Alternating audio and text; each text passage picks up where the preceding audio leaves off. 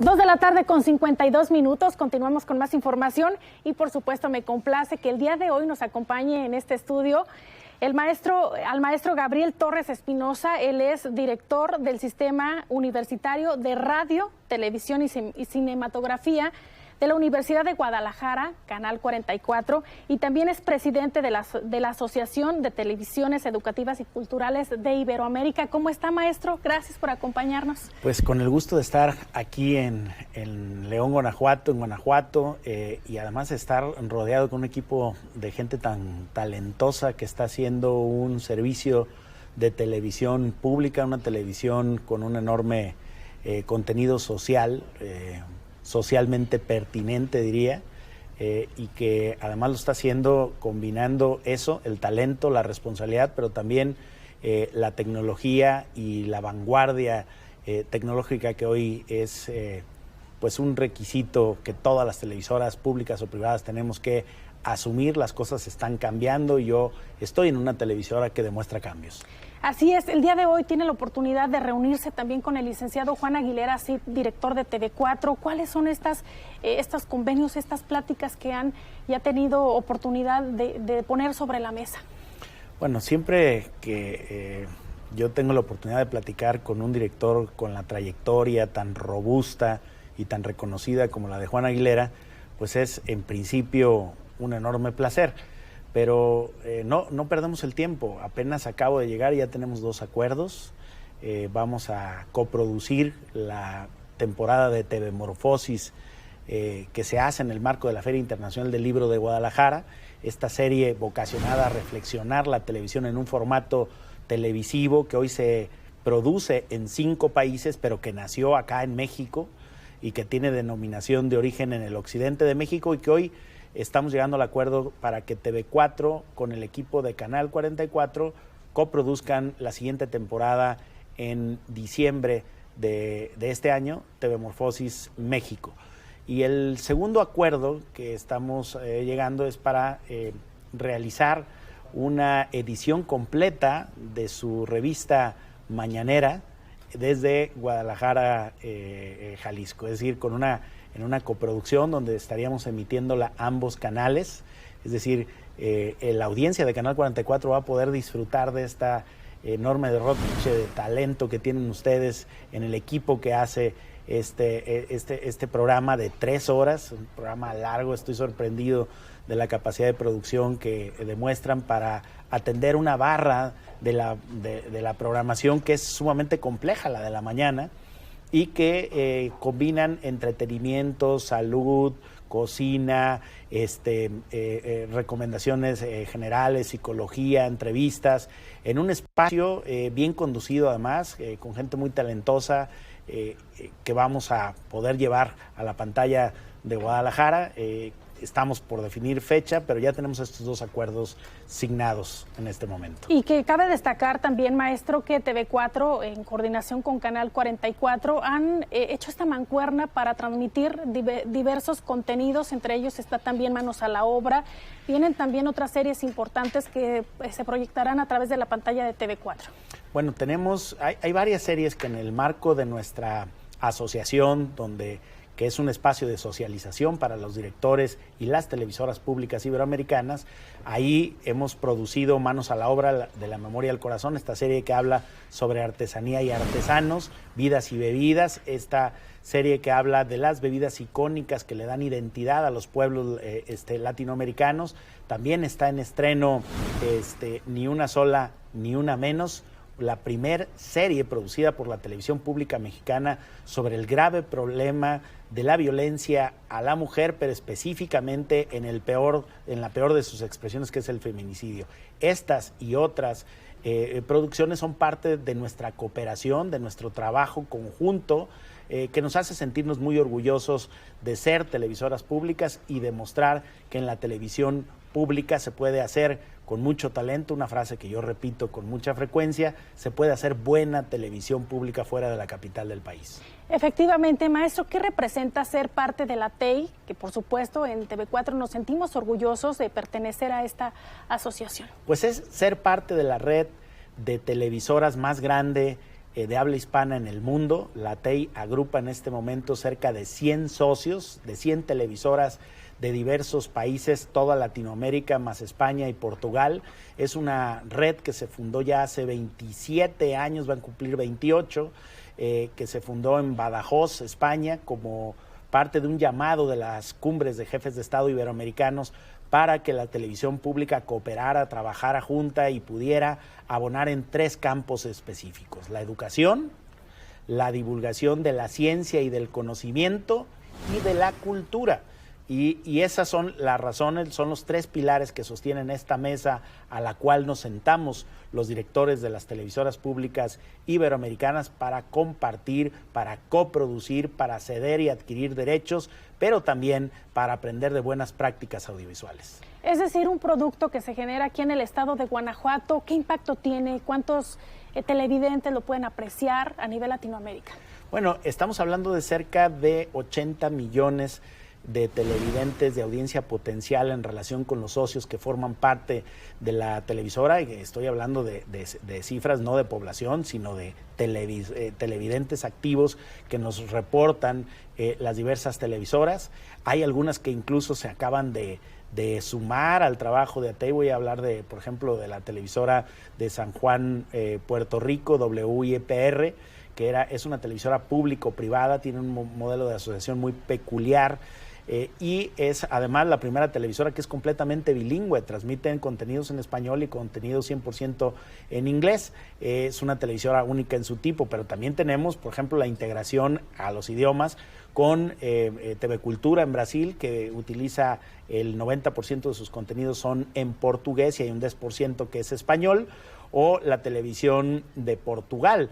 También tenemos las televisiones autonómicas de España, por ejemplo en la región de Valencia o en la región de Cataluña, donde pues algunos de sus contenidos son en catalán. Entonces también ATEI es depositaria de esa riqueza cultural, lingüística, propia de nuestros pueblos, que nos invita no solamente a relacionarnos, sino a cultivarnos en la propia medida en que entendemos otros idiomas y participamos de la cultura de otros idiomas. ¿Cuáles son los retos de la TEI?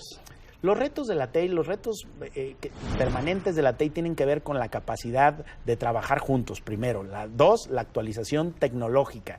El mundo está pasando por un enorme cambio vertiginoso de producción y de transmisión del audiovisual, el reto de las nuevas plataformas digitales que en 2020, producto de la restricción de presencialidad que vivimos todos, avanzaron muchísimo. Los que antes sabían poquito de acceso a Internet, hoy saben muchísimo más porque tuvieron que verse obligados por las circunstancias el año pasado, tuvieron que hacer una especie de curso de inmersión total, y hoy yo creo que estas tecnologías llegaron para quedarse. Y le leía una editorial en la revista de TV4 al director donde decía adaptarse o morir. Bueno, pues sí, el reto no es ser más fuerte, sino tener la capacidad de adaptarse a la circunstancia. Lo dice muy bien Juan Aguilera, lo suscribo totalmente. Yo creo que el tema es cómo nos estamos transformando en la misma medida y a la misma velocidad que la sociedad está transformando sus hábitos y consumos de televisión y de radio. ¿Cuáles serían los retos para las televisiones públicas para ser atractivos y mantener la audiencia? Mira, uno de los retos que yo creo que ustedes han asumido correctamente es el de la independencia editorial. Las televisiones públicas no deben de ser progobiernistas, no deben de estar al servicio del gobierno. Si una televisión pública pierde su espíritu crítico, pierde también la confianza de su audiencia. Yo he podido ver un poquito del contenido que tienen ustedes en Noticia y veo que hay noticias que se pueden transmitir en un canal público con espíritu y vocación crítica. Yo creo que es eso, porque la confianza de los televidentes, de la audiencia en un medio de comunicación es el principal activo que podemos tener. Lamentablemente existen muchas televisoras públicas sin público, Yo creo que no es el caso de TV4 y tampoco es el caso de Canal 44, y podría explicarlo a partir del profesionalismo, del espíritu crítico, de la independencia editorial que asumen estos canales públicos para poderle llevar a la audiencia contenidos con esos valores y con esos principios.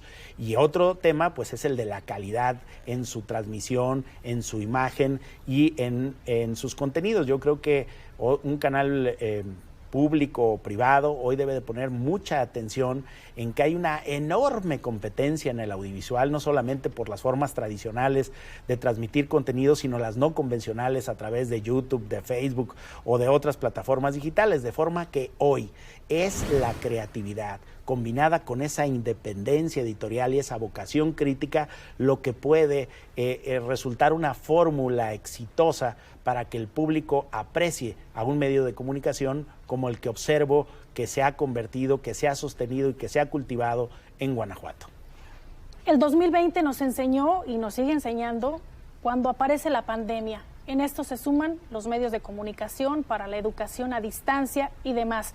Usted lo decía en un artículo, representa retos importantes, sin embargo 2020 fue de muchísima actividad y vienen retos para 2021, así lo manejaba usted. ¿Cuáles serían? Y si nos pudiera decir algunas de las características y algunos de los puntos más importantes que se trabajaron en 2020. Bueno, 2020 fue un año terrible para el mundo, para las familias, para la cultura, para la educación, para los negocios, para el empleo, para la salud. Pero dentro de todas esas cosas negativas que tuvimos que sufrir, que tuvimos que vivir, para los que logramos vivir, también nos enseñó el valor de la solidaridad, el respeto que debemos tener cada vez más al medio ambiente, el cuidado de nuestra salud, de lo que comemos, de si practicamos o no un deporte, de si realmente hacemos ejercicio, de qué tan saludables o qué tanto descuido estamos teniendo en nuestra salud. Ya vimos que sin salud no hay economía, no hay empleo, no hay trabajo. El coronavirus, ese enemigo invisible sin rostro, paralizó a las principales potencias del país que pensaron que invertir sus grandes millones, todo ese superávit económico en armamento, en tanques, en balas, en fusiles y en misiles, no les resolvió nada. Y ahí lo vemos el caso específicamente de nuestro vecino del norte de Estados Unidos, donde a pesar de ser la superpotencia militar, es el primer país en América Latina y uno de los 5 países en el mundo con más muertos. ¿Cuál es la conclusión? La conclusión es que hay que robustecer los sistemas de salud. La conclusión es que hoy la gente cada vez quiere más información sobre contenidos relativos a la salud, a la prevención del medio ambiente, al cuidado, a la integración. Y yo creo que en todo este terrible marasmo de malas noticias que vivimos en el 2020, la televisión fue un vehículo para poder llevar en momentos de gran confinamiento información clave para el cuidado de la salud a las personas.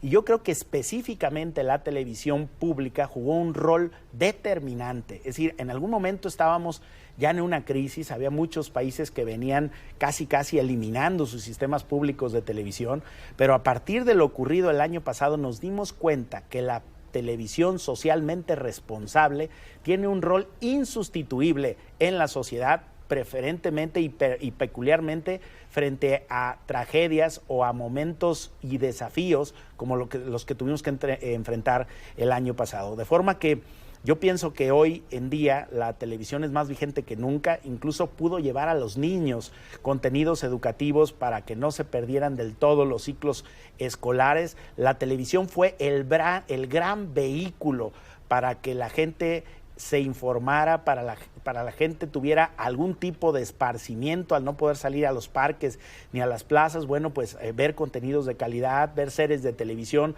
Las pantallas adquirieron una enorme relevancia y específicamente las pantallas de las televisiones públicas en medio también de una infodemia, es decir, de una saturación de información que no siempre estaba verificada, que no siempre era responsable, que no siempre estaba construyendo, y ahí es donde juega el rol importante de pilar, de centrar la discusión de las televisiones públicas en México y por supuesto en América Latina y en Europa.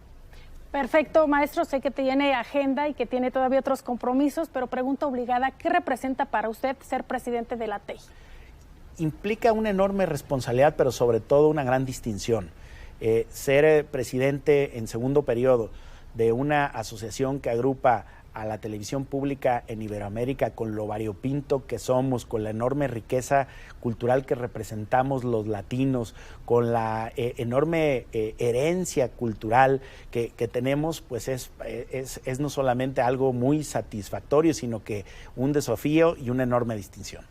¿Algo más que nos quiera compartir? Pues una felicitación al equipo de Canal 4, realmente estoy gratamente sorprendido, hacen cosas muy geniosas con poco dinero, veo que tienen como misión final el público, es un canal de televisión, bueno, un grupo, un medio de comunicación que atiende radio, que atiende televisión, que atiende todas las plataformas digitales, que con pocos recursos, pero con mucho entusiasmo, logra atender a una audiencia potencial cada vez mayor. Es un canal competitivo, es un canal público responsable, pero que también se encuentra a la vanguardia tecnológica, algo importantísimo en nuestros días. Muchísimas gracias, maestro, por su tiempo. Gracias a ti y gracias al público. Gracias. Bueno, con esto nos vamos a una pausa, no le cambie que tenemos todavía más información.